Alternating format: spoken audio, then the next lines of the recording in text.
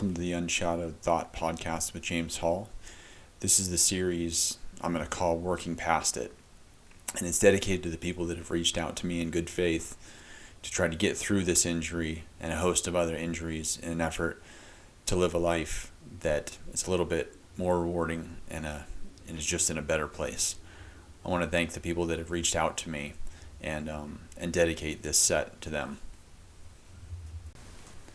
All right, welcome back to the Unshadowed Thought Podcast, and very specifically, we're just starting out on the series I have called Working Past It. So in the series, we're looking to recover from a severe injury to the nervous system that includes like dysregulation and irregularity. So you're reacting what happens is like you start reacting really badly to all kinds of things in your environment. Light, sound, food, makes you extremely anxious. You could panic, and then you'll crash out and you become really exhausted, and then you have tinnitus, all these different kind of symptoms. But if we look at people that have nervous system injury, they all have the same core set of symptoms. They may have different particulars, but we come back to all having brain fog, all these core symptoms just keep returning, and they show up for all of us. So while we may have some differences, if you focus on what we have in common, you can really see that the core of this injury is really what's at the heart of like chronic fatigue syndrome, all kinds of different brain injuries, nervous system injuries, autoimmunes, that sort of thing. It's a really broad scope that we have from what I've seen. And I've met and talked to tons of people. When I met people that were injured by TMS, I then noticed people that were injured by ECT and psychiatric meds really had the same symptom set. But I was a little bit more surprised when I started seeing people that had long COVID had the same symptom set. Havana syndrome, same symptom set. Chronic fatigue syndrome, same symptom set. And then there's a bunch of other ones that are like pain syndromes, fibromyalgia, like there's a bunch, right? Viral meningitis, long-term symptoms of that stuff, right? So what I'm talking about potentially helps with all those, right? Because I had long COVID on top of my TMS injury, and I recovered from that largely, and TMS injury at the same time, which was horrific. The injury, so I had TMS, I had this horrible injury. I maybe recovered a little bit, and then I got COVID, and then I was fine when I had COVID, but after COVID, I went back and regressed all the way to like day 0, maybe worse, and then I did some fasting not long after that, and I recovered what I had lost, plus tons more. So in this episode, we're going to talk about food. Food is critically important. Why is it important? Because in this series, we're going to talk about things that humans do every single day, because when we're injured, the things we do every single day are impacted. And when we're trying to come back from something like that, most of us, if not all of us, are looking at once you realize how bad your injury is and how kind of desperate you can be to get better, we're all looking at what can I do every single day to recover, right? Because we're going to realize quickly that taking meds, or doctors offer you meds to cope, they're not going to be helpful. They're going to make it worse, right? So even most supplements are going to make you feel worse, right? A lot of the activities that you do on a daily basis are going to seem like they're making you feel worse. So we're really looking to what do I do, or what can I do to feel better or make improvements in the long term, right? So this episode is something on what we do every single day, right? We eat usually 3 times a day. And when we're sitting around miserable, sometimes it's a lot more than that, because we don't have anything better to do but eat and watch TV or whatever, right? So if you spend times in the groups, or you're just observing what you're going through on your own or what someone else is going through, you start to notice real quickly that food has a really, really, really, really, really, really, really big impact on how people do. You might wake up one day and be feeling okay, or maybe you're having a better day, right? And then you eat a big meal, or you notice always after you have breakfast, you always feel worse, right? And then so one day you might be feeling good, you're dreading breakfast, you eat breakfast, maybe you're fine. Maybe you eat something and you don't react that bad, right? And for lunch or dinner, you eat something and then you're miserable after that. And then you don't sleep well that night. And then the next day is a nightmare, and the next day is a nightmare, and the next day is a nightmare, right? You don't have to deal with these injuries and these illnesses for very long to see that food is a massive, massive piece of the puzzle. And tons of people are talking to you until they're blue in the face about, oh, eat this and eat that, and don't eat this and don't eat that, and do this diet plan and do that. And I mean, maybe to the chagrin of some of the people that will listen to this, is that I really think 99.99% of it is just rubbish. Like, some people react well, some people react badly, just kind of like supplements, right? Most of all of us just react badly to supplements, period. But every once in a while, someone finds one that works for them for a little while, and then it might stop working, or maybe they ride that coattail for a while, right? But food's kind of the same way. Everyone reacts differently to food, and there's a lot of different reasons for it. With the TMS injury and ECT, it seems that our electrolytes are dysregulated. So if we look at the kind of electrolytes that are in our food, a lot of us can see some improvement from changes to that. And some of my very close friends have really good methods of what to eat to stay better. And so there are some other things out there that might be effective, but some of my friends that have had good success, I've tried what they did, I just didn't have the same success, right? And I've seen a lot of failures in other people doing even things. I did the Candida cure for a while, and I had positive results. I didn't make a lot of progress, but I made some. But I had people I tried to help get onto that, and they didn't have success, or they went backwards on it. And that really profoundly changed me. And I had to humble myself because I kind of really wanted to help someone out, and they didn't do well with it, and they went backwards. And I have to live with that every single day, that I didn't necessarily really know what I was doing. But I use that experience, and I think about it all the time, so that I know, unless you're sure about something, don't say it, or, don't overextend yourself. Don't think that everybody's the same person, or everyone will react the same. So with that perspective in mind, I want to talk about this topic, and to the best of my ability, just like all this other stuff. And I think you'll see that the way that I tackle it really leaves it into a really good place in terms of people finding their own way with it, and you figuring it out and learning yourself. I'm not really telling anyone what to do here. I'm just giving the information that I have and leaving it open for people to try, because the key here, just like with absolutely everything else, and I can't emphasize this enough, is that anyone that's listening to this and is trying to get better, you can do it. You can absolutely do it. I've seen people in the most severe situations get completely better.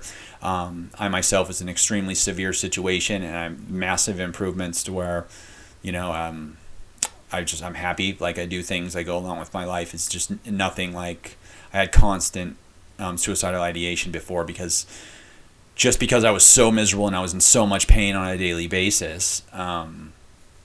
It was natural. It was just a natural thought process for anyone in my situation, right? So I went from that into getting my life back. Yeah, am I 100% better? No, but it's enough to where I'm confident that I can get 100% better, and I'm not going to have a lot of problem going forward. Now I'm just kind of doing my thing, and I think anyone that's looking to get 100% better, or even better than that, they figure it out, and then they realize that part of it is walking out and stepping away from stressful stuff and not going back to work right away, right? Like some people think, and then crashing. You really, once you figure out what you're doing, it's like, what is it like? Okay, so with great power comes great responsibility, right? So once you've figured out really what's going to happen, what's going on, how it works, how to get better, right? It's like being given Excalibur. Like, you have the power to destroy any enemy you want, to go as fast or slow as you want, to do anything you want, essentially. And then the question is, what do you do with it, right? And some people would say, oh, well, you're just going to get better. Well, you're just going to run in that direction, right? Well, it's not quite that easy. Like, you run too fast in any direction, and you can get arrogant and slip up and get into trouble, right? I'm going to go into this in the mindset one, so I'm going to drop this for right now, right? But you have to be careful. Once you get to the end of your healing journey, it's just as perilous as the beginning. And I know people that have crashed after they're way better, and it didn't go well. It did not go well. Imagine being as bad as you are, as bad as you have been, getting 70% better or even 50% better, and then doing too much, overextending yourself or being a little arrogant, and then going all the way back to zero. Or getting way better, and then say you get COVID, then you have long COVID, right? And you go all the way back to zero, right? That going through the trauma and the difficulty of going back, resetting to zero without having balance is not a good scene. It's very detrimental to people. And you get stuck in a headspace where you don't think you can come back out, and it's absolutely not true. So you got to keep your headspace, you got to keep your balance, and you got to go sure-footedly in the right direction. But you run, you get goofy, you get arrogant, and think you can do whatever you want, eat whatever you want, mistreat yourself again, put yourself under a lot of stress. That comes with a normal human Western life. It's going to be a bad deal, man. You're going to have a bad time. So that's at the core of it, right? So even though I've learned this stuff, I'm still getting better, but I know the fundamentals, and I know how it worked, why it worked, and I know how to do it. And right now I'm basically in complete control myself. And I've proven that I've had setbacks, and then I've recovered from those setbacks. It's also building confidence, right? And there's a lot of value in confidence, right? Like I can do bad, and then I can correct and get better very quickly. So that's what I've been doing. But I've been doing it in order to like enjoy some of the things I missed out on the last 5 years, right? Go some places, do some things, have some fun, enjoy some food, right? But in a very respectful way, and in a way where I always come back, and I'm always picking up the work and the path that I'm on to get back to 100%, and I keep making progress as a part of the journey, right? But with respect, and always doing exactly what I think I should be doing, and not going too far in any direction if I don't think I need to, right? So little side note, but that's how I got to where I'm at. That's kind of the mindset around it. But to come back to it, you need to understand what you're doing. If you don't understand my words and you don't understand why, go back, listen again, ask questions, find answers. Don't just start plowing ahead and doing what I'm telling you to do if you don't understand, right? The understanding doesn't take much. Usually within a day or two, you can understand what's going on and why, and like start to make some progress on your own, right? But if you don't, you're like, I'm just going to do what I hear on this cast because I ran into this guy and he seems like nobody's talking about, right? Don't just do what I tell you, or don't just take my advice, or don't just do what you hear on this podcast. You need to think about how, what, why, and when, because you're going to run into hiccups. You're going to get confused. There's going to be kind of like contraindicators or things that are going to harken you back to the beginning or push you back or give you pause or second guess things, right? You have to know what to do in that situation, right? One, it can destroy your mindset, which it doesn't matter what progress you're making with anything. If your mindset's destroyed, you will go back to the beginning and you will start over if you don't have confidence in what you're doing. And confidence comes from understanding and wisdom, okay? It comes back to the virtue thing I was talking about. If you don't have fortitude, wisdom, and understanding, these kinds of things, you're not being diligent about what you're doing, you will...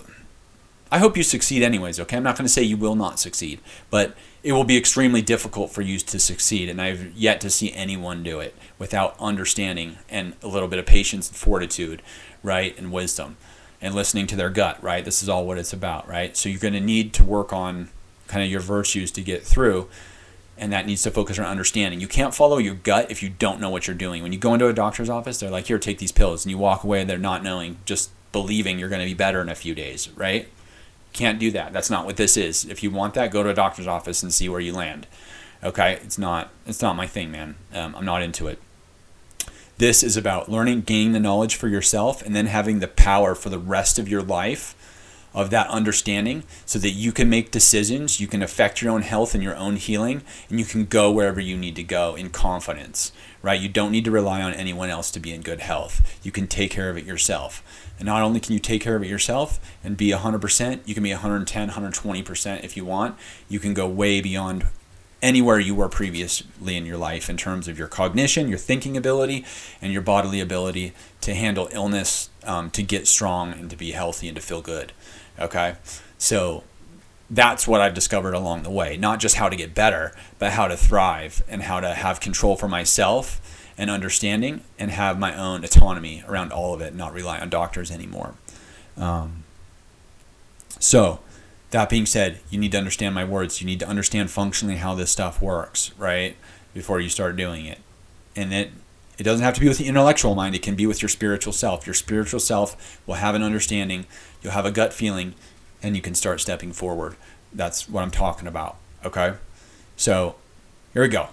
Let's talk about food, okay? We all eat every day, a lot, probably, or nothing. We may be eating virtually nothing because we lost our hunger signals because we're in such bad space. All this stuff has answers, okay? So I'm going to wind into this in a certain way, right? So to me, what it comes down to is that there's food, right? So you can be eating, or you can not be eating. You can be fasting, right? And if anyone's seen my previous podcast or what I talked about a little bit in the last one, you understand that fasting is a huge deal. It's absolutely kind of the quintessential for getting better for anyone, even people that aren't injured, right? Like just generally for your health. What you need to understand about fasting is if it seems like a wild idea for you, go back 100 years, maybe even 70 years, and people were always going without food. It was just an essential part of life. It was always happening. If you think that going without food is dangerous or harmful, you can either rethink that and keep listening, or maybe just go listen to something else, right? If your mind is that closed where you think you're going to die or perish or become malnutritioned or something bad's going to happen to you, like because you don't eat food for a day, my advice is to re-examine your thinking, but maybe you think I'm an arrogant scumbag and you could just go about and figure it out yourself. Go for it. Go ahead. Great idea. So people have gone without food. People go without food all the time. And people, here's the thing that might get you. Not only are those people okay, they are probably stronger, healthier, and of a more sound mind than you, if that happens regularly. So we have what I'm going to understand about eating, and then we have what I understand about fasting that's going to help you, because we're doing one or the other. We're either not eating or we're eating, right? So again, it's covering all of our time as a human being, like in whole, right? So if we have an understanding of what it is to eat and then what it is to not eat and how that's going to affect us in this chronic injury state, then we know what to do at all times, right, with our body, right? Or in terms of eating, right? I'm going to have another one about activity. So I'm going to have activity, mindset. So what are you doing all the time when you're thinking? What are you doing all the time with your body? What are you doing all the time when you're eating? Okay, and eating could fall into body, but it's a big enough topic and people are more focused on it enough where we need to talk about it and give it its own space, right? So food. I've been on Candida diet. It was good for me, but I noticed certain things about Candida diet, right? If I ate carbs and certain foods, I felt bad even though I was on Candida. But then I would just eat whole foods, right? Like just vegetables, maybe a little bit of meat, right? And when I ate those things and I stuck to them, I always felt better. So I learned from that experience. But for me on the Candida diet, there's even some things you just can't eat or eat a little bit of, and it just doesn't work out, right? So there's these different kinds of diets, right? So this is what I found overarching for everything, right? Across all these diets. And keto's great if you want to try that.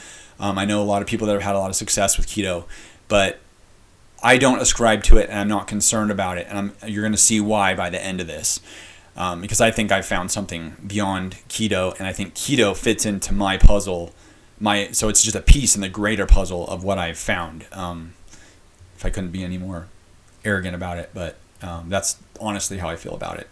But it's not a bad thing. Keto's great. So give it a shot if you want to, if you're working on it. Again, it's about your understanding, not mine. So if your understanding is that you need to try keto and it's got these things in it for you and that's going to work best for you and it's working right now, run with that. You need to figure that out and understand that before you move on to anything else. I think you'll learn and you'll increase your understanding even of keto by listening to me here, but not a bad thing. So with keto, all these different diets, there's like intermittent fasting, there's like carnivore and stuff like that, all which I find very fascinating and I've considered from time to time, right? But we have some basic principles that I've seen overarching in all of them, right? So it's just simple rules you can follow. If you're going to eat, think back, right? Think back in history. What are human beings meant to eat, right? Vegetation, animals, right? If they can get their hands on it. It meets scarcity. Meats, it's dangerous to get. It's hard to get. Human beings probably aren't going to eat a lot of meat, right? But these are whole foods. These are all things we've been eating for centuries, depending on what area of the world you've come from or whatever in terms of your genetics, right? You might not respond well to meat. That's okay, right? Don't eat certain kinds of meat or don't eat meat at all. Just go vegan, right? And so whole foods have been what worked for people. What has worked that people can eat is whole foods of some kind, right? Yeah. So with that being said, right, the overarching theme here of food is going to be, we're going to come back to this in every single episode, that whatever takes the least drain of energy from your nervous system is going to be helpful, right? So people start cleaning up their eating, right? And maybe I'm helping them out, I'm talking to them, and they're like,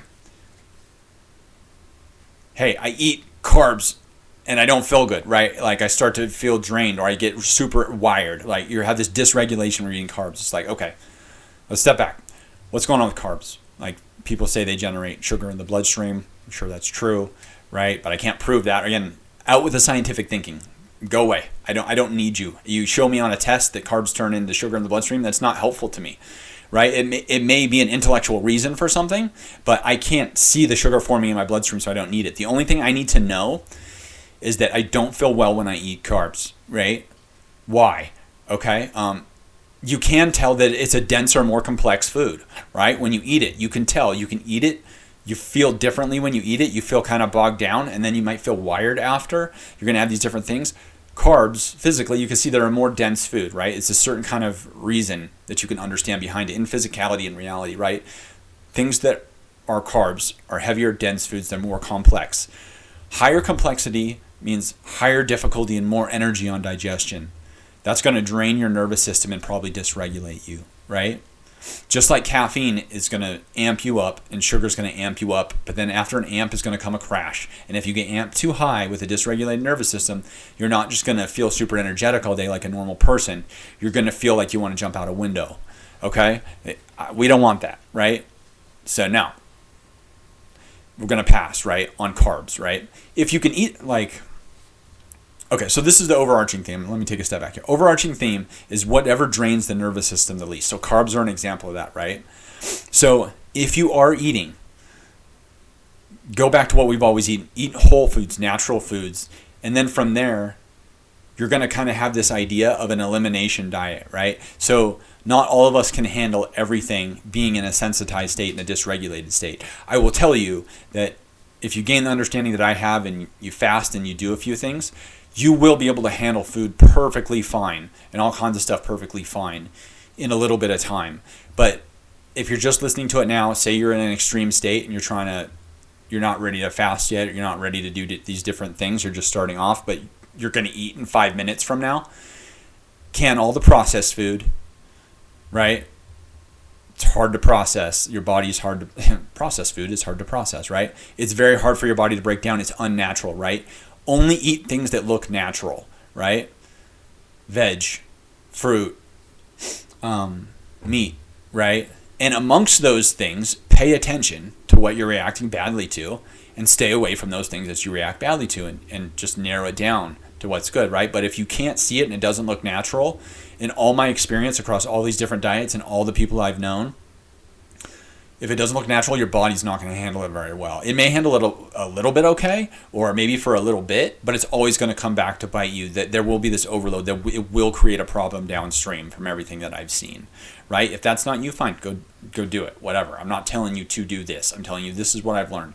And when you're in an extreme state, you go back to basics and you go back to what works. I'm just assuming everyone's tail is on the line with this one, right? So first step, all natural foods. It's got to look natural. It's got to be natural. If it's looking like a chip or whatever, like don't even go there. If you're in an extreme state or every decision you make is important, don't, right? And then from there, go for an elimination diet. If you have brain fog, if you can't remember things, write down the additional things that you cannot eat and keep it with you, or keep it in a place you can access it, or that you'll see it on a daily basis, right? So it's that simple in terms of food that we can eat. You don't need to complicate this. You don't need, I can eat this, I can eat that. This is good natural, that's bad natural. All sorts of things have worked for people that have been natural and all sorts haven't. Like, it varies. Generally, almost all the natural things work for everybody, but you still have to pay attention, right? If you don't react well to something, stay away from it and move on. And even similar types of foods, stay away from those too, right? And get into a groove of the things that you can eat that are natural, and then eat it. And generally, anything with more carbs, like sometimes you eat bananas, or maybe you'll even have like organic like bread. You'll try that, right? It's still a carb. Like, I can eat organic sourdough bread. It's really low in everything bad. It's like it's just ground up wheat, right? And some starter without anything else in it, right? I can eat a bit of it and I'm totally fine, right? But if I eat a ton, my nervous system breaks down because it doesn't have the bandwidth. It's not healed all the way to handle that stuff. So I start feeling bad, right? And then it just goes from there. I can either clean up at that point, or I can keep doing what I'm doing and just keep sinking, right? Or getting amped and not being able to sleep. Both happen to me. It just depends on where I'm at in the day, right? So along with that is also like kind of these, I'll give you, so keeping it natural, and then doing kind of an elimination diet thing after there. Again, this isn't a real elimination diet. It's just saying being smart and thinking and putting time, effort, and energy into what you're eating. Think about what you're eating, right? If you're eating natural stuff and certain stuff's not affecting you, follow your gut and get rid of it. Don't eat it anymore, and don't come back to it and make a list. Are you here to get better, or are you here to screw around and to constantly make the same mistakes over and over again because you're weak and you're just going to give into your hunger? Or do you want to get better, right? You need to work towards getting better, because you're going to have a breakthrough and you're going to have some big things happen that change. And if you're weak going into that, it may not work out that well, right? And you may end up just stumbling backwards.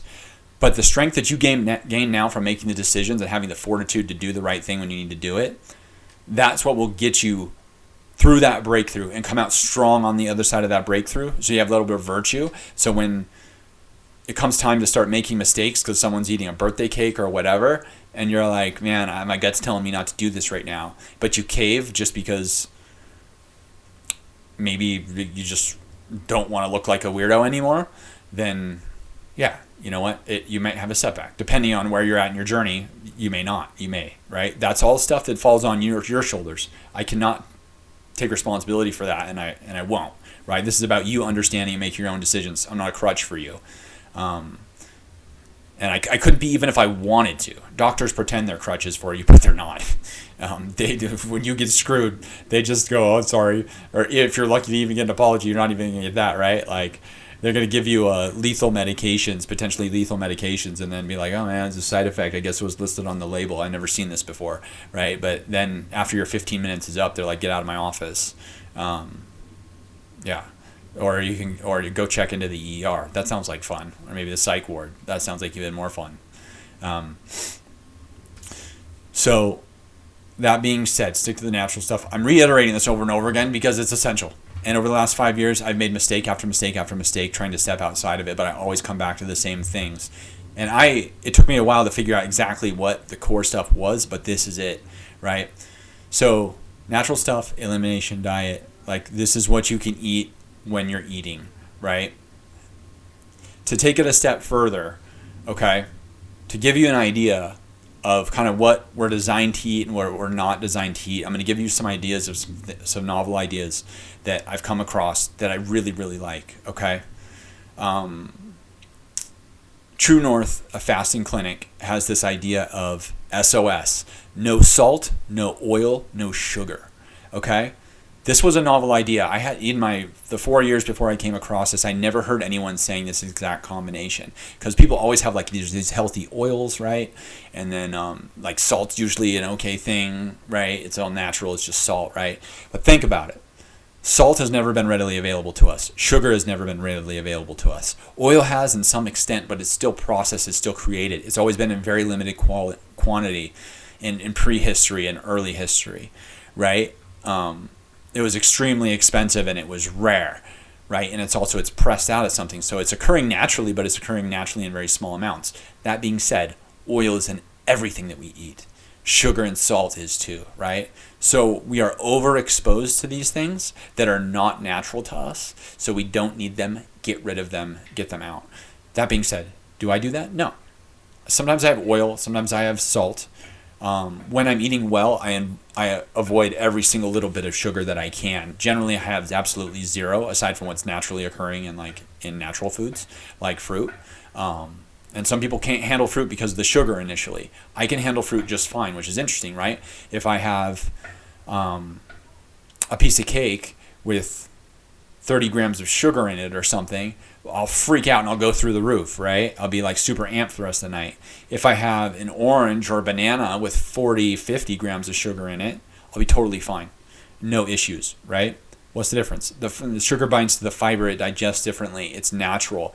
You are designed to take in fruit, right? It doesn't mean it's going to go great for you, right? You may be so incredibly sensitive that fruit's an issue for you. That's okay. That happens, right? You can stick to veggies. But that's my experience, and that's what most people that I know have experienced as well. Like, they can't have sugar, but they can still have fruit. It's okay. Just pay attention to what you're doing. So the SOS diet is very novel to me when I heard it, right? Like, we don't have these things, and these things are bad stuff that's in almost everything, right? So my problem was I was making exceptions, and I was adding sugar and oil to salt and oil to things, because I was eating like all natural stuff, but I'm like, oh, oil's good for you, right? Oh, salt's fine, so I can have this stuff, right? But then I realized later that as I took it out of my diet and out of that natural stuff, that I was doing better without it. Okay, so pay attention, right? So there's the SOS. As you're eating natural, keep in mind, like, no sugar, no oil, no salt. Like, I get avocado. Organic avocado from the store. It's prepackaged, right? It's one of my options instead of just getting avocado. It's got salt in it. They add sea salt. It's avocado and sea salt, right? So sometimes I'll have that, but I keep that in mind. And when I'm really getting clean, I don't. I just have the avocado and I just eat the avocado itself. But something to pay attention to, right? Okay. So the other one is, and this comes from Raylan Eagle. So I found her rules were really, really helpful too. So it was like the Big Bad Four or something like that, right? And this was kind of geared around CFS, so it was around energy fluctuations. So she said, no caffeine, no added sugar, no alcohol, and no processed food. Okay, so some things are natural, like green tea, right, or black tea. Horrible idea. Right? So that's another example of how we can get into trouble, right? I was drinking like chai tea, like all natural organic chai tea, and I was shooting through the roof and I couldn't sleep. I didn't know that the balsami or whatever tea that was in there was black tea because they had a different name on it. But I really enjoyed the chai tea, right? And I had this feeling that it was coming from the chai. My gut told me, and I was kind of ignoring it for a little bit because I liked it so much. It was the one thing that I could have that I enjoyed at the time. Sure enough, I just looked into it a little bit and I knew it was from that, and then I got rid of it and then I was sleeping again and everything was good, right? So this is an example of what to be careful. Another kind of dynamic is avoid other stuff, right? Like, so look at everything, look at a whole picture, and then and go from there. So SOS, no salt, no oil, no sugar, and then I like Raylan's thing too, with no processed food, no added sugar, no caffeine, no alcohol. So caffeine and alcohol could be considered natural, I think, in some forms, like depending on what the ingredients are, right? But it's not. It's brewed, right? It's processed. Alcohol's horrible. I had a beer like 3 years ago, I think. I had had beer a few times since my injury, and I had panic attacks and all kinds of horrible stuff around it. But the last time, like, I got visual distortions. I felt absolutely horrible. I had no energy. I felt dizzy, nauseous, like dizzy. Like I couldn't stand up. I had to lay down. I lost it so bad after like half a beer that I couldn't even function at all. Like zero. My function went down to zero. I was resorted to just laying in a bed for like 8 hours until I fell asleep, and then the next day was serviceable, but still not happy. Definitely a bad day after that too. So I bad like week. So that's that. So food, it's simple enough. Okay, when you're eating, that's what you're eating. Anything else, you're gonna have to venture out and figure it out for yourself and trust your gut. But when you're in an extreme state, this is what I've found, and this is all the evidence that I have points to this. There's other different specific diets for different things, and if you're handling things or you're looking at other stuff, that's fine, right? But as I talk about fasting and other things, then this frames up what I think is okay to eat. And so I'm not big on specifics. I don't think specifics are helpful. I used to be super specific about stuff, and I just found some people are good with it, some people aren't. Like I said, one person like me might react really well to a certain diet, and then someone else does it, and then they're harmed from it, and they regress, and they have a setback, right? That's not cool. So the overarching theme that I've seen is this. But we all have to figure out for our own what we can eat and what we can handle. Blah, blah, blah, blah, blah. It's probably overdone it. But again, I'm redundant. I'm going over things. I'm repeating them because we have brain fog. It doesn't sink in for people. I want to be clear. I want people to understand the importance. So that's that. Okay. All right, we're moving on. So one of the overarching themes was the least draining on our nervous system. The least complex the things are you are digesting, and the more used to your body is digesting these things over history and what human beings have adjusted to as eating on this planet, it's going to have the smallest strain on your nervous system. The more complex, more processed things get, it's going to the principle behind it and the understanding is that your nervous system needs rest to get better from this. The only thing that can fix you is your own nervous system. There's nothing outside of that that can fix you or help you or get to the root cause and make you better. There's crutches. There's things that you can do to get yourself on another week, another day, another year, but it's not going to fix the underlying problem. And it's probably just going to get worse as time goes on if your nervous system doesn't get rest. Your nervous system needs to get rest so that it needs bandwidth to rectify its own situation. Again, you're flying an airplane or you're driving a car that needs to be fixed while it's running and while it's moving. If you can't minimize things and make this as simplistic as possible for your nervous system that needs to fix itself, or even shut the engine off and get it stopped so it can do the work that it needs to do so you can get back on the road, like, it's not going to happen, man. It's going to be a bad scene, and it's going to be bad over and over and over and over again. Man, I'm just trying to think of any stories I've seen that people that just like, oh, inexplicably they just get better, or they find a treatment and they just get better. I just don't have any of those stories. The people that I've known that have had improvements in different things and they didn't know what they were doing, now that I understand how this stuff works, I go back and I relate what happened to them end up getting rest somehow. A really close friend of mine was in really horrible shape, so horrible. She wasn't sleeping, and was in a constant state of panic and anxiety,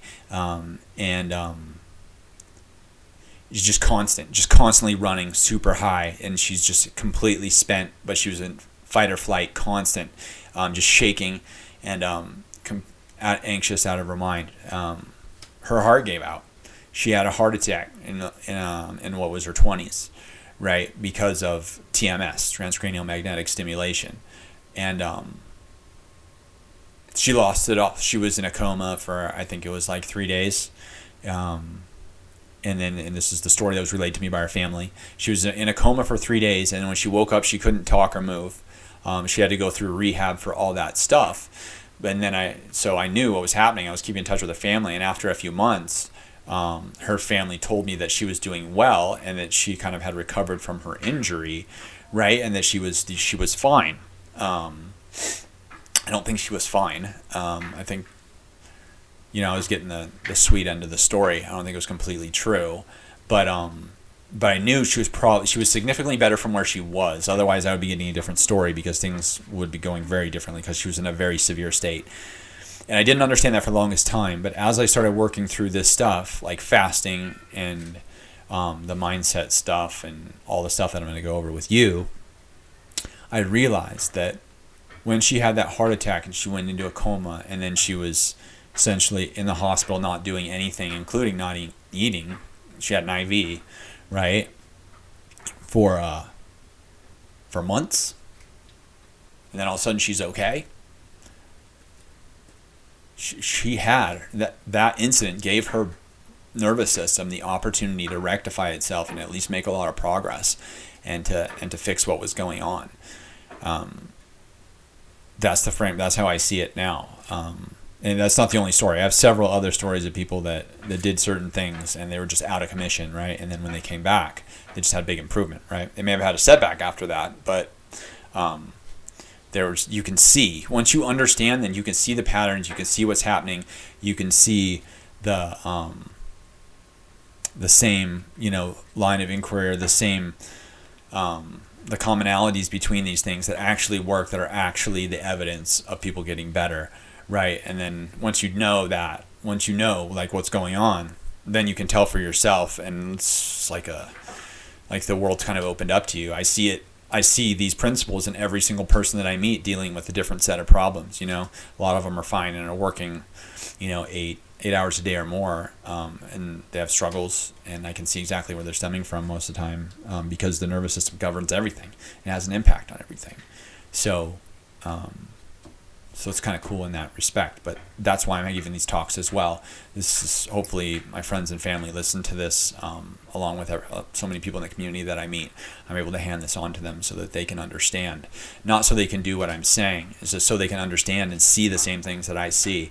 So then they're free to make their own decisions and decide what they want to do with their life, instead of being controlled by someone else's narrative, or someone else that claims to be helping but it's not, right? So there you go, side anecdote for you. I got lots of them. So, okay. So that's what you eat, right? What comes next? What you don't eat. Okay. So if when we eat, we're trying to have the least drain on our nervous system, right? Then the amount of time we're not eating becomes even more important, because when we're not eating, our nervous system is under the smallest load. But this is what you have to remember, is that our body is still processing our food when we're not eating, right? When you're eating, you're just loading up, and you're essentially setting your body to work for the next 8 hours. It's going to be digesting that food, right? So it's going to be working even though you're doing other things. And that's when a lot of problems start cropping up, right? One thing I noticed early on, I was like, when I eat, I'm fine. But it's the time after I eat that I don't do well. And I was like, man, every time I eat a decent sized meal, I'm overstimulated, I'm exhausted, fatigue, I have all these different symptom sets that come on after I eat, slowly after I eat, for anywhere from 10 minutes to an hour, and then on from there, depending on what I ate, right? And I'm like, man, eating seems to be it just always makes everything more intense and harder, everything steps up after I eat. And then I realize now that, yeah, your nervous system is diverting all of its energy to trying to digest your food and process it. What's going on in your gut is a massively complex deal. If you think about it, it's far more complex than beating your heart, operating your lungs, that kind of stuff, right? Digestion, there's billions and trillions of processes going on to break down your food chemically and then distribute it throughout your body. It's insane. You're basically operating every single cell in your body at the same time, and that's distribution of nutrients from your food. That's good luck trying to figure out that one. That's a mind bender. That's huge. How does our body do that? I don't know. Maybe one day I'll be an arrogant neurologist, neuroscientist who will be like, oh, I can figure this out. I'll get to the bottom of this, right? No, it would take a trillion neuroscientists a trillion years to even be able to comprehend what's actually going on in the human body. But lots of arrogant ones like to tell you that they got a good grip on it, and this is what we're doing, and this is how it works, and this is the name for all this complex stuff. It's a complete joke. It is absolutely and utterly a complete joke. Any scientist that tells you they know anything about the human body is talking from such a small knowledge base that is absolutely and unequivocally laughable. So think about that every time you're talking to someone that's telling you what to eat or whatever because they saw this study and they know the physics and the biology behind eating. They don't know anything, and it's laughable. I love having conversations. I love biology. I love learning about this stuff. It's fantastic. It's incredibly interesting, and it does give us some insight into what's going on. But as to have some sort of confidence around making decisions, no, they don't have any more room to speak than some bum or some drug addict that has their own ideas about what's going on. It's just as valuable. They don't have any deeper ability to discern anything. And that's that, right? So, okay. So with food, least draining part. So now when we're not eating, right, your body's still digesting your food, right? So if we think about that critically, if we're looking through this lens, if you decide to look through this lens with me, right, what about not eating? Why don't I not eat for longer, right? I wish I would have thought that way, but I never did. It never occurred to me. But I came across fasting. Someone sent me a podcast. I think a good friend of mine did. I think Barb did. And at this point in my life, I was putting these pictures together, these puzzle pieces together. And then she sends me the thing on fasting. And my brain just completely exploded because it was this missing centerpiece. And like I had known that eating was a problem, right? And it was just a core set of like, it was just driving the issues that we have in so many different ways. And then I came across fasting. It was incredibly interesting. And then I was hearing it was doctors are using fasting to cure people from chronic illness. And I was like, what? This is interesting. And then I looked into it, and then I saw doctors that were using fasting to deal with neurological problems and head injuries. Oh, yeah. And then I'm like, wow, okay. This is insane, right? It makes perfect sense to me because I had the knowledge and the understanding and the wisdom from the last 5 years to know what was right when I heard it, which was all kind of by divine providence. I'm sure it's fantastic. So when I heard it, the light bulb went on, right? So this is when I heard of it. It was in relation to prolonged water-only fasting. So going without food for X amount of days, right, and only drinking water. So when I heard about it, I had so much to learn at that point, and I started kind of learning. But when I heard about it, I think a few weeks later, I was like, hey, I'll go a day without eating. One day without eating. Wasn't sure if I felt better or not. So the next week, I went another day without eating. Okay? I definitely felt better after that. Like in the few days after that, I felt markedly better. Like my emotions were better. My physical body was in less pain and less sensation. Just there was big improvements that lasted for a couple days after that. But then a couple days after that, as I was eating again, felt back to normal. I was like, okay, do it. I think maybe I did it again, right? Maybe I did 3 single day fasts, and then I confirmed my findings. I'm like, okay. And I'm listening to stories of people that are fasting for 40 days at like fasting clinics. So I'm like, okay, I could fast 2 days on my own. I fasted 2 days on my own. I felt good for like 2 weeks after I fasted for 2 days at that point. And then I had the option to go on a trip. And I am a horrible traveler. I was not a great traveler before my TMS injury, but after my TMS injury, absolutely horrible traveler. Okay, it's just super micro cluster. Everything's bad, miserable the whole time, anxious, it's just nightmarish. Like I basically have a near-death experience every time I travel. So I had the option, and I felt so good after that 2-day fast. I'm like, okay, I want to go on this small trip. I'm going to fast for 2 days right before the trip, and then we're going to go, and I'm going to eat really well on the trip. I remember it so well. Such an awesome memory. I did it. I fasted. I ate relatively well on the trip. I cheated a little bit, like in the evenings, like to have fun with people. I had some ice cream or whatever. But then I was just eating veggies like all day. Oh, it was so much fun. I just went nuts. I just went nuts. I had so much fun with my family for like 3 days, 4 days. I think it was like 4 days, including like the drive and stuff. And I just had so much fun. Was it after my long fast? I'm gonna talk about it in a moment. I had more fun after that, but I just had a blast. And it was after that trip, I was like, this is it. Like, I'm gonna do a really long fast, and I know it's gonna make me a lot better. So that's how I kind of came on to fasting. And at the time, I was listening, learning a lot. I read Joel Fuhrman's book. It's like called Healthy Eating and Fasting for Health or something like that. And then I read book was written, I think, maybe in the early 90s. And then I read, this is a part of joining this water only fasting group on Facebook. They said, here's the required reading. Read this if you're gonna make posts and comment in the group. And then I read The Fine Arts and Science of Fasting by there's this great guy back in like the 30s or something, or maybe the 40s, when they used to fast to heal people back in the day, which you never hear about, right?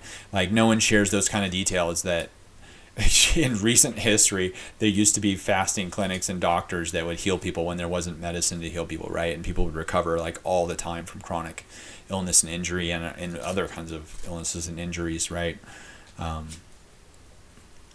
Let's see if I can remember his name. I'll say it. He had a cool name, I remember.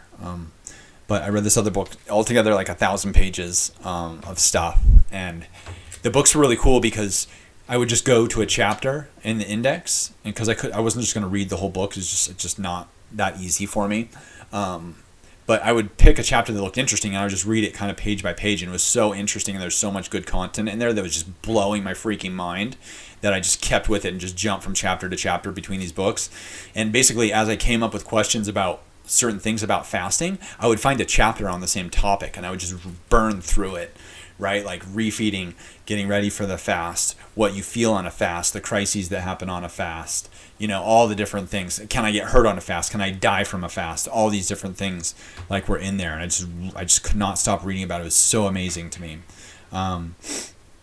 So I did my research on it, and then you find out, right? Like, okay, so human beings, if you're at regular weight, physiologically, you have no problem fasting and not going out to food for 40 days, right?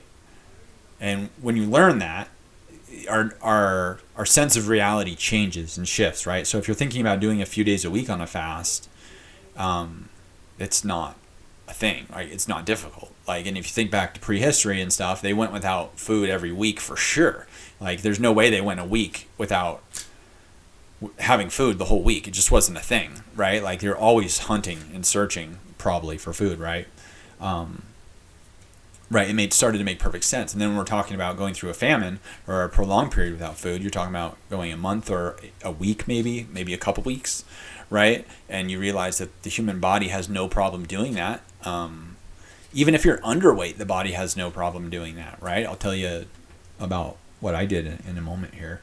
But if you can do that, if that's possible, right? If that's not a big deal, then imagine the rest and the progress your nervous system can make against what you're dealing with if it can just focus on healing you and healing your gut and healing your mind for day after day after day after day after day, right? It's like equipping your body with a nuclear bomb. Like, you could just nuke everything bad that's going on and just rebuild it, do anything that it has to do, right? You can shut the car off, you can stop it, you can put it on a stand, and your body can work on it for days. It can figure out the problem and replace parts and fix and do whatever it needs to do, versus you trying to drive the car down the road or fly the airplane and fix it while it's running. Just think about that for a minute. Just give it a second to settle in, right? And I'm not asking you to take my word for it. I am not. Please don't take my word for it. Please don't sit here and be super inspired and blown away, right? You need to be super inspired and blown away once you understand how it works and you figured this stuff out for yourself. Don't trust me. Don't take my word for it. Think about it, learn about it, practice it, dabble in it, understand it before you do it, okay? So if we're looking to give ourselves this kind of rest, right, there's different kinds of fasting, right? There's intermittent fasting where you're You're bringing your window in for the week, right? For the day, right? You're saying, I'm only going to eat in between the hours 11 a.m. and 5 p.m., right? Maybe you're doing a 6-hour intermittent fasting. I don't know a lot about intermittent fasting. I just know that your body can go without food for a heck of a lot longer than that. So it's safe, right? As long as you're listening to your body, right? If you intermittent fast in a super small window for a super long time, I don't know if that's safe or not. You're going to have to listen to your gut. Like, I intermittent fast when I'm not on a long fast or whatever. And then if I wake up one morning and I'm like, man, I think I have like a craving for, like, say, good food, right? Like, man, I really want to eat an orange this morning and have a banana. Like, it just sounds great to me. Why am I going to say no to that, right? If I wake up and I'm like, man, I'd really like to eat a cake and a cinnamon roll and some ice cream this morning, I have a reason to say no to that. Maybe I'll say yes, and maybe I'll do that and learn from it, right? But that craving and that reason to break a fast that's something else to me, right? That's my like bodily, like, lack of fortitude and ability, like, trying to overtake me. Generally is how I look at that, right? It doesn't mean it's true. Sometimes I have fun, I do nutty stuff, and I feel like I need to, and that frees my mind up, right? But I weigh it out. The benefit I'm going to get in my mindset from doing wacky stuff, is that greater than, like, the loss I'm going to take on maybe waking up the next morning or not being able to sleep that night, right? So, something to think about. Everybody's different. You need to figure it out for yourself, okay? So, there's intermittent fasting where you go down to a window. There's obviously there's all kinds of different fasting. I'm just kind of generalizing the different techniques that I use, right? So I do IF sometimes. And then other times, like right now, I'll fast for like 1 to 2 days a week. So if I've been overeating or I'm starting to lose my appetite, I just won't eat for at least 24 to 36 hours. If I feel like I've really been making some poor decisions or I really need to stop eating for a little while, I get the vibe, I won't eat for 48 hours. So I'll take 2 days and just not eat, right? Just drink water. And then I'll start eating again. And I'll start eating really well again, right? So I'll just stick to the fruits and veggies and the whole foods, and that's it. And when I eat, of course, eat slowly, chew your food really well, appreciate your food, appreciate the amazing experience that it is to eat food as you eat it, right? And think about your nervous system, okay? If you're horking stuff down and taking big bites and just eating this massive amount of food without chewing it, what does your nervous system have to do? It has to take that huge amount of food, right, and try to produce more bile and produce more energy on trying to break down this food that you're supposed to do with your mouth and your saliva, right? You're supposed to probably go slow and chew your food and enjoy your food because it's a gift, right? And in times of scarcity, that's what they would do. When I break a fast, like sometimes I feel like I want to just eat a bunch of food, but when I start eating it, I'm like, oh, this is so good and it's so valuable. I need to chew this really, really well and eat it really, really slow. So I'm just like, I want to eat this food for 2 hours. Like, I have this food, I just want to sit here and eat it, right? Why am I going to eat it fast and then lose the enjoyment I have, right? To me, it seems like an intrinsic, natural thing, like to sit and eat food slowly and to enjoy it. And if you think about it from the perspective of your nervous system, right, you're making the job of digestion easier for your food. You have salivary glands, you have teeth, you have all this stuff for a reason. Use it. Think about it. Understand it. Figure it out and go forward. Right? All this stuff is going to build and make you stronger and stronger and stronger until you're indomitable in your mind and your body. Okay? It's far beyond healing from your injury. So there's IF, right? There's intermittent fasting, trying to keep it to a window, right? And then there's fasting like 1 or 2 days a week. And then there's prolonged water fasting. There's other kinds of fasting, but I don't really know about them. Not to me, but I will. I'm still studying and I'm still learning. But then there's a prolonged water-only fast is the only other one that I was inclined to do. So prolonged water-only fasting is you only drink distilled water. And then you go without eating for either as long as you can or a set number of days or whatever. Maybe you do a week, maybe you do 4 days, right?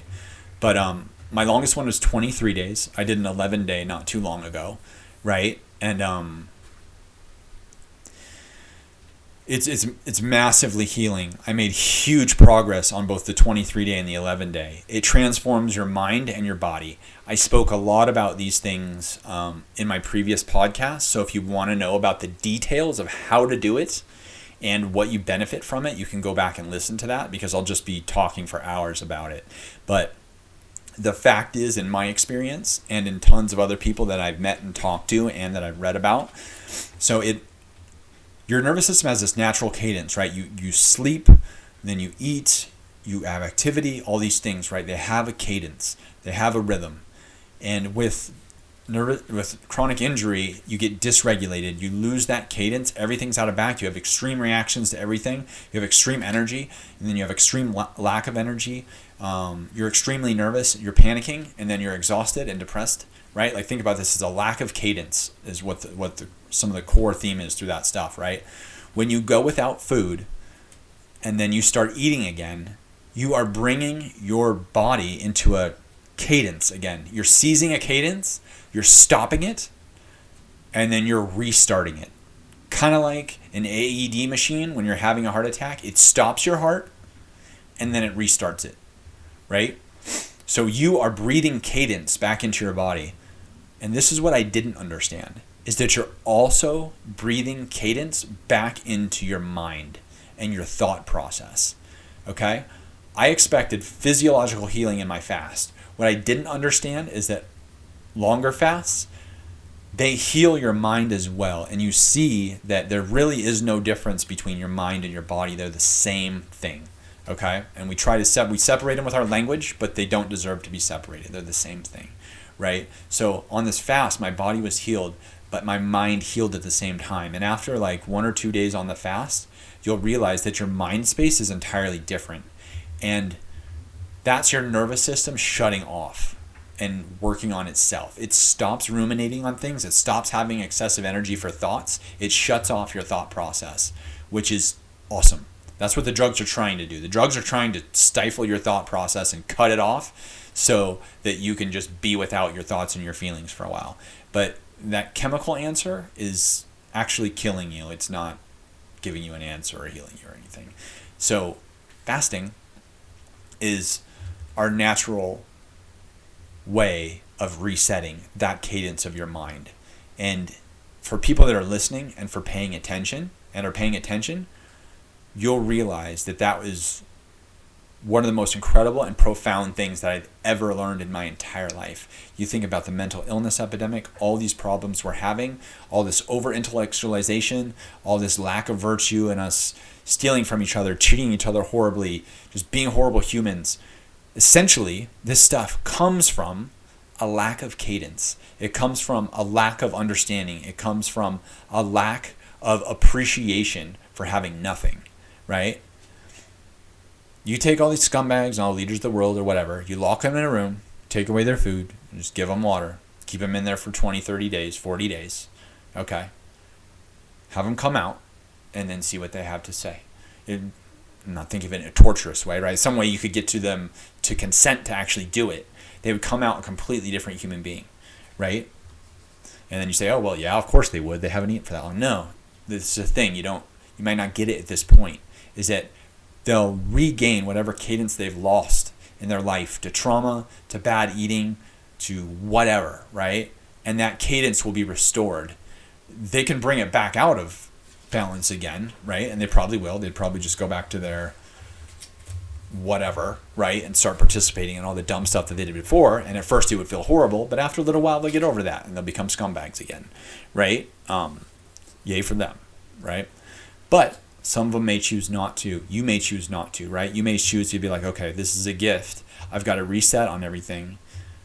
I can stick to the whole foods. I can keep improving. I can make good decisions. And guess what? I can enjoy myself when I want to, now that I have a tool, but I can also take good care of myself. After my long 23-day fast, I experienced pure joy. Some of the most wonderful emotions that I haven't had from far before TMS. Probably like almost 20 years or more before my TMS, right? It was incredible. It changed my life forever. I could never forget what an incredible gift that was. Being in chronic pain, injury, suicidal ideation for 5 years, and then taking a month to fast and then refeed, and having my emotions completely reborn and being thrown into a place of mental bliss and love and joy and appreciation for life when I had been devoid of anything that even came close to resembling that for 5 years. Do you understand how powerful that is? Do you understand what that does for a human being? This is what I'm telling you, what I'm transferring to you is not any small thing. Any person could be like, "Oh, gee, I'm not gonna not go without food for 23 days. This is dumb. Like I can try to fast for a day and I feel miserable, so I can't get through it." No, that's fine. If that's what you want to do, it's fine. Great, power to you. Go find something else. Work on other things. I'm sure you can get there in a different way if you dedicate yourself to it. Right? This is an extremely hard-earned reward for people that are willing to step outside of the standard everything, right? If you're willing to take to learn a skill, to take a step out, to risk your life, and to do something truly different, the reward you're going to get is going to be something that you cannot imagine, right? And it's going to be fraught with risk. Absolutely. Yeah. But fortune favors the brave, my friends. And that's that. So like I said, I got other podcasts on it. Go listen to it if you want. That's kind of the totality of the generalized thinking process on fasting, right? But let's come back to some things. So fasting, what does it do? If you're doing a smaller fast, say you've been eating bad, let's say you were feeling decent because you were eating really, really well, right? And then say you make some mistakes or you come into a bunch of emotional stress, right? You're not feeling well. You can fast. You can just fast for 24 hours. And if you can get through 24 hours when you start eating well again, it'll reset your mind and it'll reset your body in this kind of little reset that will get you back on track. It'll give you some relief. And then you continue to do that, right? Like you can use it as this little tool, right? You can fast for 2 days or 3 days, and it will absolutely reset your situation if you've gotten into trouble. And that's exactly what I do right now. Something massive may happen and I may need to do this. I may need to overextend myself. I'm like, okay, you know what? Starting tomorrow, starting right now, I'll fast, right? I can do all this stuff and get through it without eating. That's fine. And then I'll continue my fast through tomorrow. And then when I start eating, I'll start feeling better. And then I'll feel great after I've been eating for like a day or two, and I'll be reset. I'll be good to go. Do you know how much stress relief you get from knowing you have some control over how your body and your mind are going to feel after you've been a slave to the horror of chronic illness for the last 5, 10, 15, 20 years or a year or 6 months? Do you know what it's like getting that control back? Think about that. All you need is a little bit of discipline, right? Honesty with yourself and some commitment, to listen to yourself and to do this thing and to figure it out, right? And that's your reward. Ask yourself if you want it or not, okay? Sleep. I'll tell you this right now. If I start getting stressed, doing some stuff, things get stressful, or maybe I'm not eating quite well. As soon as I don't start eating well, my sleep, I start waking up really early in the morning at like 4 or 5, right? And then I either have to go back to sleep or or I just get up, right, and just start doing stuff, right? And this is my body telling me, it's like, okay, you're sliding downhill, right? Your sleep's getting less, you're getting less rest, it's less good sleep, your quality of sleep's going down. Like, do you want to continue doing this or not? Little thing to me, right? I can fast. I'll fast for that day. Guess what the first thing that happens after I've been fasting all day? Dude, when my head hits the pillow, bam, I am out. And I sleep great. 8, 10 hours, whatever. Fantastic sleep.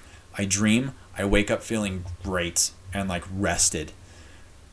Like, how a lot of us have insomnia and issues sleeping. You know how great of a tool that is? Like, at the drop of a hat.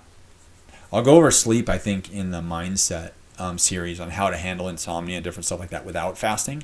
But fasting is a huge relief. And what is it doing, right?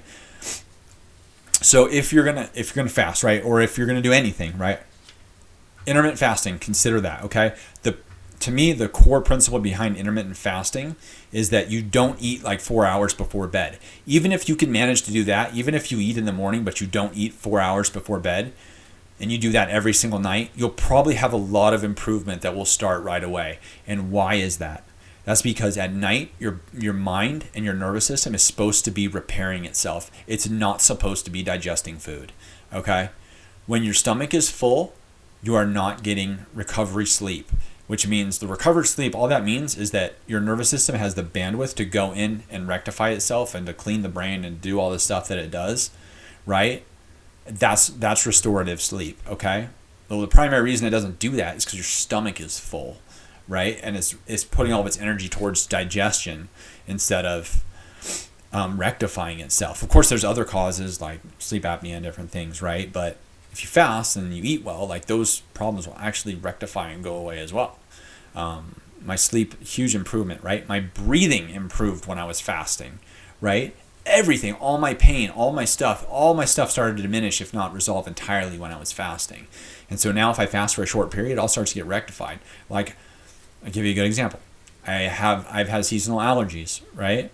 They went away when I fasted. Well, this year, I haven't fasted in a little while, so they came back. I fasted for a day, and they instantly went away. What does that tell you? I don't think I'm the only one. I also don't think a lot of other people are fasting for their allergies out there. They talk about it, but it was that simple. I didn't start taking allergy medicine or some allergy supplement or something. I didn't want to confuse the results, right? So I was like, I have allergies right now. First thing I'm going to do is fast to see if I get better, right? I fasted. I got better. That was the end of the story, right? Pretty profound stuff in my book. So fasting has an impact on a lot of things. It can be a really serious tool for you to get better. So consider that when you think about these different kinds of fasting. Think about that. It can bring a lot of instant relief or a lot of quick relief to different stuff you're facing. So you have a massive tool in terms of what you got to deal with your stuff, right? So there's just different types of fasting. You can look into it. But primarily, right, you're closing down your eating window for a day, or you're picking certain days of the week you're going to fast, or you can go on a prolonged water fast. So with the prolonged water fast, the other thing I want to say is that you have to prepare for prolonged water fast. So you have to eat really well before and after. If you don't eat really well at least 2 weeks before a prolonged water fast, it will be really difficult. Your throat will start to feel like it's closing up. You'll have bile coming up. And that's because your stomach is used to having too much food and it's still producing the same amount of stomach acid and bile, but the food's not there. So it's going to just jack up your throat and it's going to start doing all kinds of nasty stuff. I just learned this stuff on my last fasting journey. I was having problems fasting and I realized it was because I was just eating too much complex food because I was enjoying myself after my last fast like a big dummy probably, right?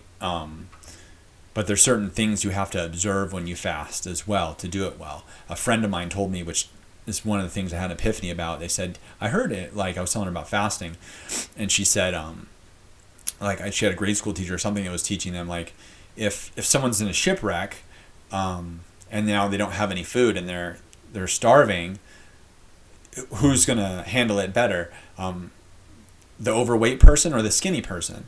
And the answer was the skinny person, because the overweight person will go into shock from not having food.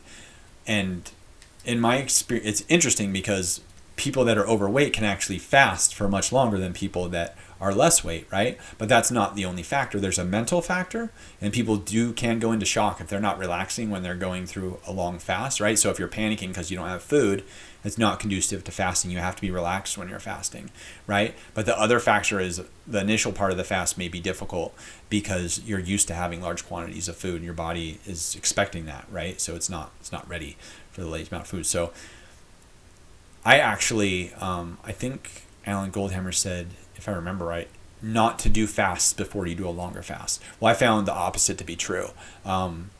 Doing smaller fasts in limited quantity, right, actually prepares your body to fast for a longer period. And I think that's what's different. On the 11-day fast, I just was miserable almost the whole time, and I ended it because I was in such a rough spot. Well, one, I had been eating a lot of foods that I wasn't supposed to before that, but I did clean up like almost a week before. I think it was like 3 or 4 days.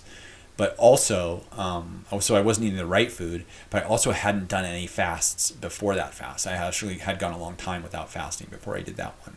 And with the first fast, I lasted 23 days. I was eating really well before the fast, but also I did those smaller fasts before it, the 1 and the 2 day fasts.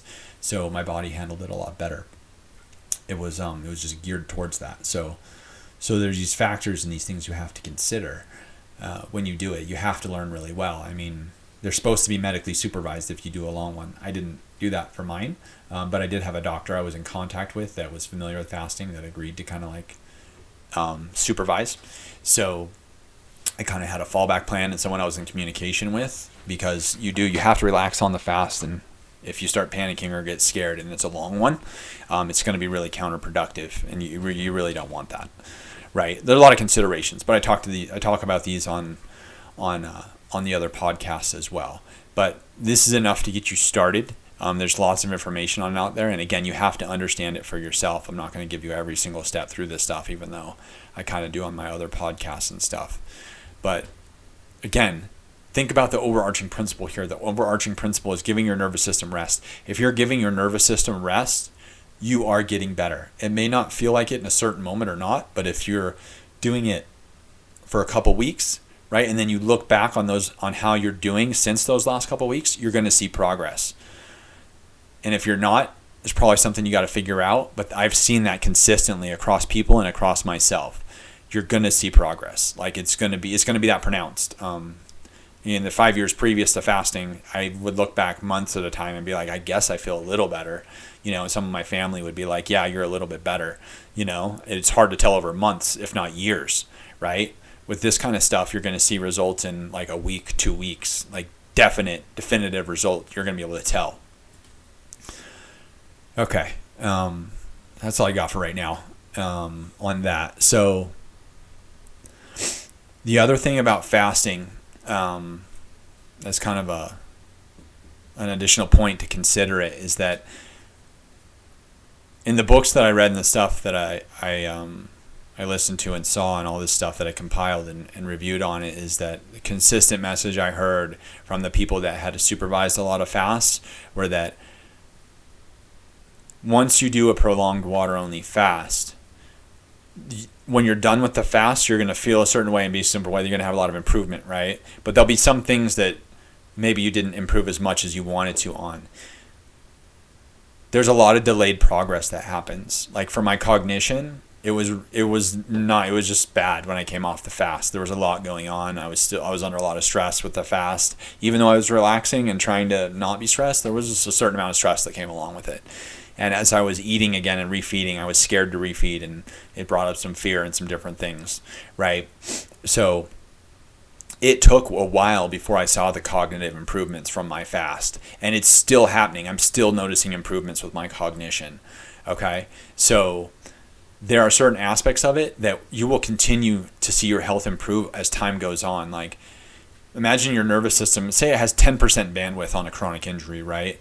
And then after, say, you did a prolonged water fast and now you got 30 or 40%. This is just all theoretical stuff, right? Just a number for your head, right? Say you have 30% bandwidth for your nervous system, right? Well, that 30, now you're fasting and doing other things that are good for you, right? That 30% is going to be able to make huge improvements, right? Like it's going to be an exponential like improvement it can make with a 30% versus the 10%, right? It's got more bandwidth to make more improvement. So over time, you're going to see bigger gains quicker. You're going to gain more confidence. You're going to have better feelings and better range of emotion, right? Part of the problem with chronic illness is that you're stuck in such a small window. You have no emotional, positivity to go on. You have no physical positivity to go on, and you're just crammed into a hole that you can't work yourself back out of, right?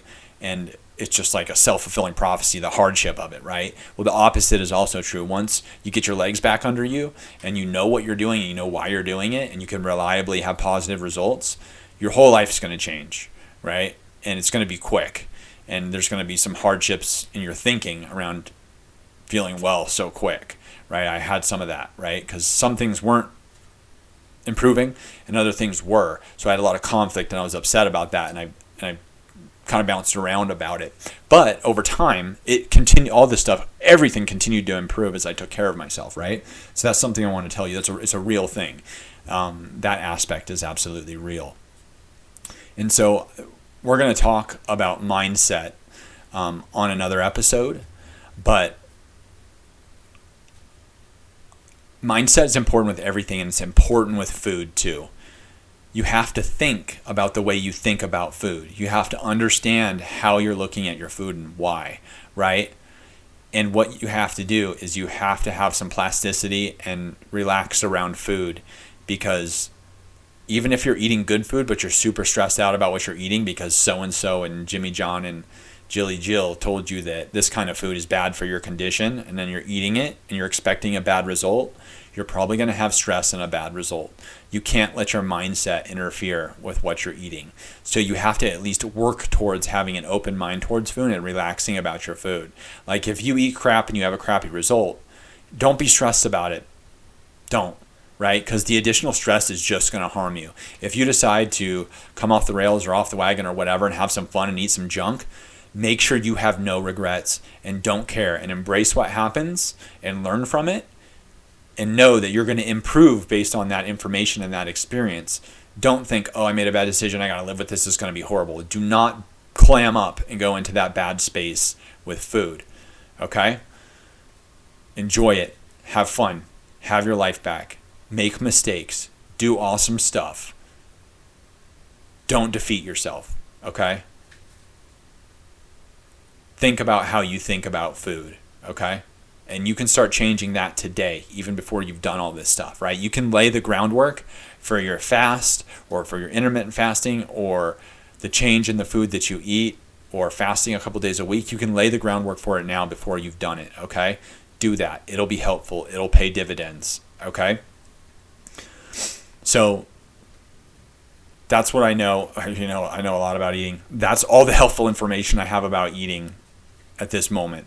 And that is enough. That is enough to pull anybody out of the worst anything, right?